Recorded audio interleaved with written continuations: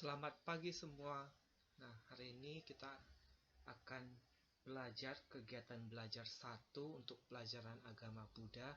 Nah, di kegiatan belajar 1 ini kita akan membahas tentang 5 mimpi Petapa Gotama. Nah, sebelum kalian memulai kegiatan belajar, marilah kita bersama-sama berdoa dulu ya. Jadi kalian bisa baca teks doa berikut.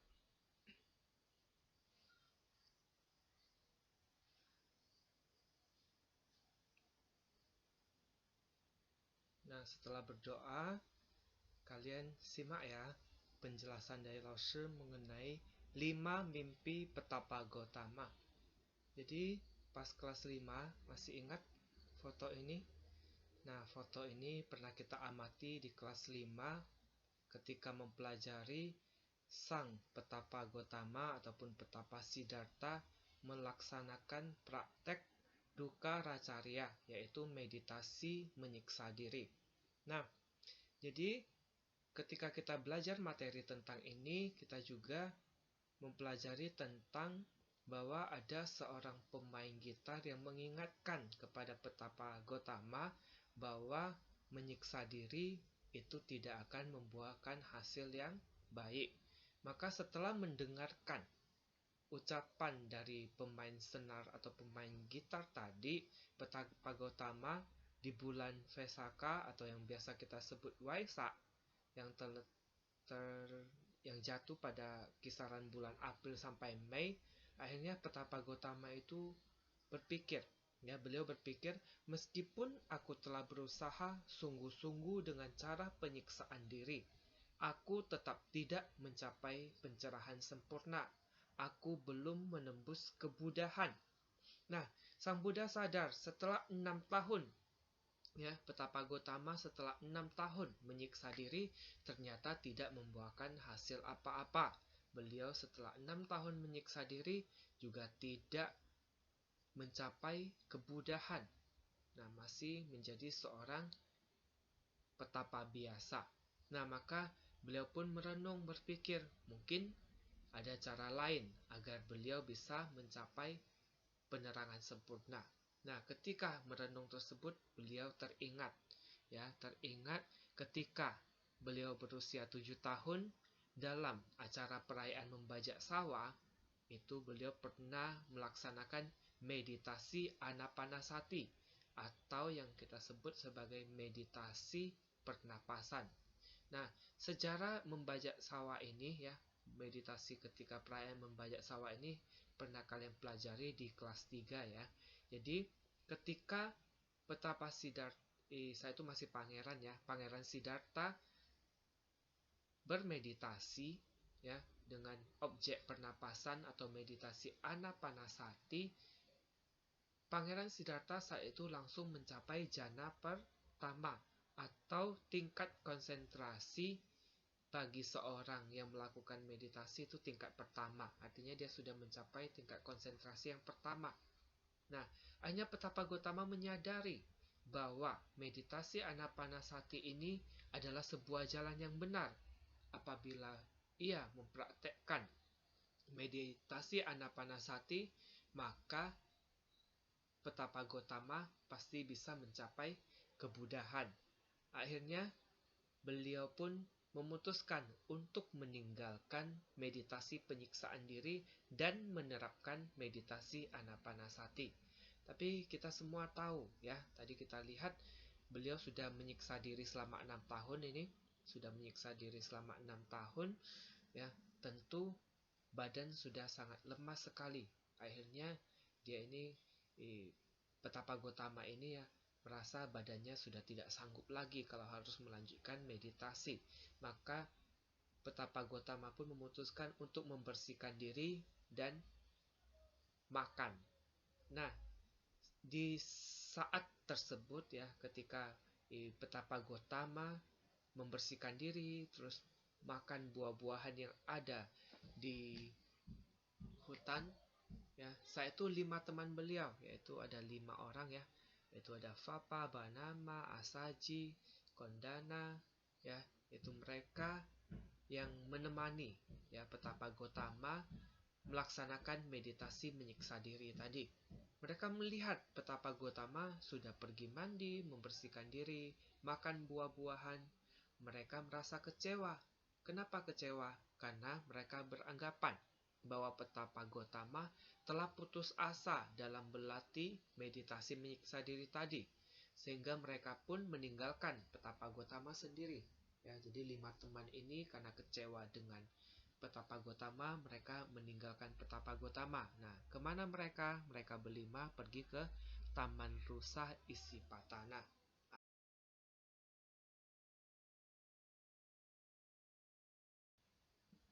Jadi petapa Gotama setelah ditinggalkan oleh 5 temannya tadi, ya, petapa Gotama mulai menjalani meditasi Anapanasati.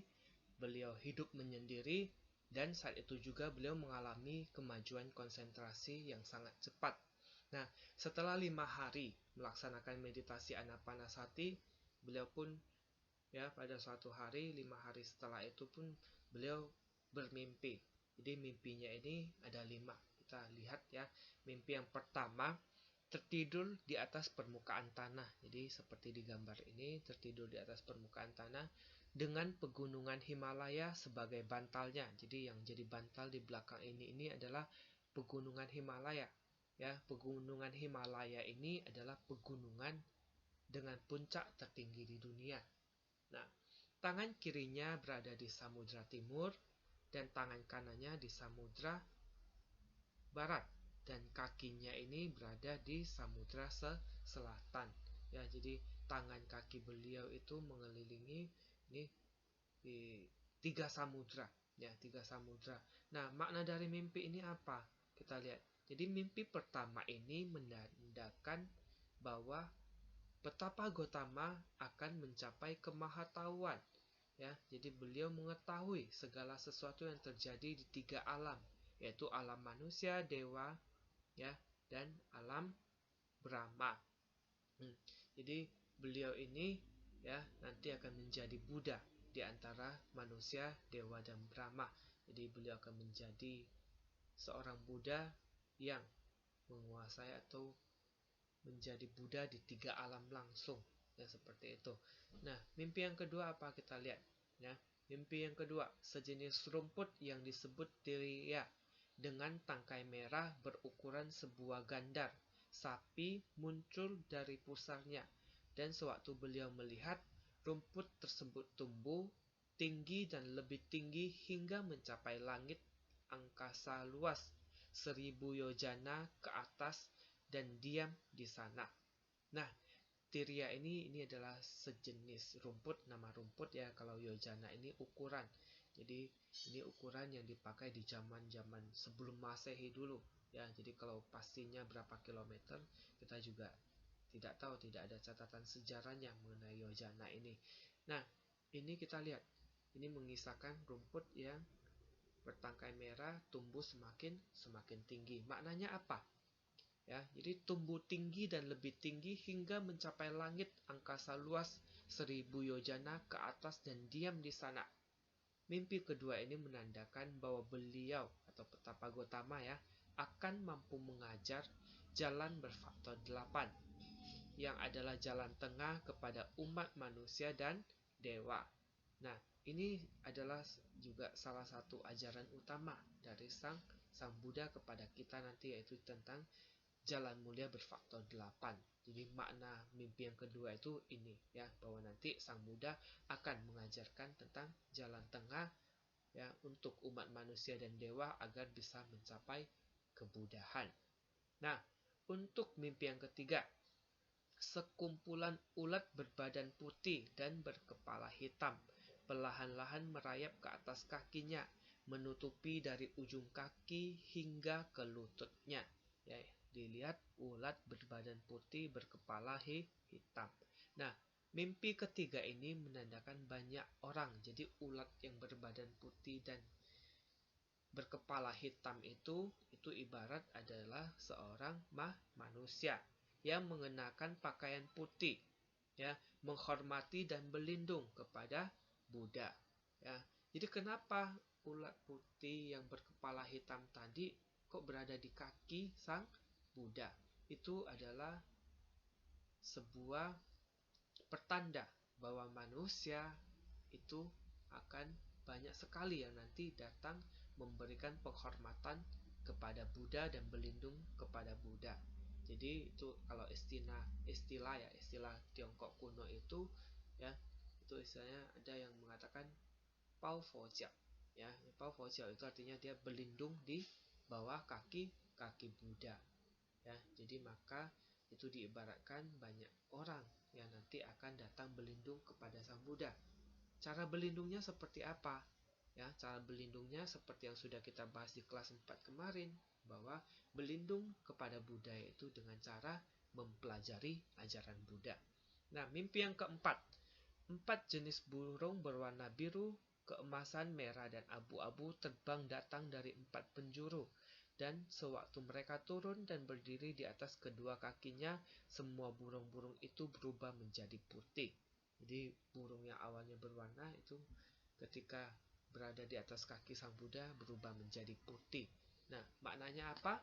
Itu menandakan kasta-kasta dari 4 kasta dalam masyarakat, yaitu kasta kesatria, ajaran Buddha, menjadi bhikkhu, dan mencapai kearahatan. Ya, jadi itu menandakan 4 kasta dalam masyarakat. Ya, jadi maksudnya ketika dulu itu kalau di zaman kuno itu ada kasta-kasta dibedakan berdasarkan kehidupan ekonominya. Kalau dia kaya, kastanya tinggi. Kalau dia miskin, kastanya rendah. Tapi ketika Sang Buddha mengajarkan ajarannya, maka tidak ada lagi pembagian kasta seperti itu, melainkan pembagiannya seperti ini. Ya, kita semua bisa mempelajari ajaran Buddha, terus kita bisa menjadi bhikkhu dan mencapai kearahatan. Nah, kita lanjut ke mimpi yang terakhir, mimpi yang kelima. Jadi mimpi yang kelima ini lihat ya, berjalan mondar-mandir ke sana kemari di setumpukan kotoran setinggi gunung tanpa menjadi kotor. Petapa Gotama sendiri yang menafsirkan mimpi tersebut dan berkesimpulan, pasti aku akan mencapai kebudahan hari ini juga. Jadi lihat, ya, beliau itu mengatakan bahwa beliau itu tidak berjalan mondar-mandir di tengah kotoran tapi tidak menjadi kotor. Itu menunjukkan apa? Itu menandakan bahwa beliau itu sudah menjadi seseorang yang suci. Jadi beliau ya akan segera menjadi seorang Buddha. Ya, jadi dia bisa menjadi seorang Buddha di hari itu juga. Ya, jadi mimpi kelima ini juga menandakan bahwa beliau akan memperoleh 4 kebutuhan, yaitu jubah, makanan, tempat tinggal, dan obat-obatan, dan memanfaatkannya tanpa terikat dan melekat pada mereka. Ya, jadi itu adalah 5 mimpi dari Petapa Gotama yang kita bahas hari ini. Jadi ini rangkumannya. Nah, rangkumannya, materi yang tadi yang Lose sampaikan di awal tadi, di slide-slide awal tadi, bisa kalian catat ya, catat di buku catatannya. Terus begitu juga dengan bagian rangkuman ini juga bisa kalian catat di buku catatan kalian. Nah, terus nanti kalau dari penjelasan Lause ini masih ada yang belum kalian mengerti, ya kalian bisa bertanya di kolom komentar kelas ya, kolom komentar kelas di Google Classroom. Ya, nanti akan Lause jawab pertanyaan-pertanyaan kalian jika ada yang belum dimengerti. Baiklah, hari ini kita belajar sampai di sini. Sebelum mengakhiri pelajaran hari ini, jangan lupa kita berdoa. Ya, silakan kalian berdoa dan membaca teks doa ini. Demikian pelajaran dari Rasul hari ini. Namo Buddhaya.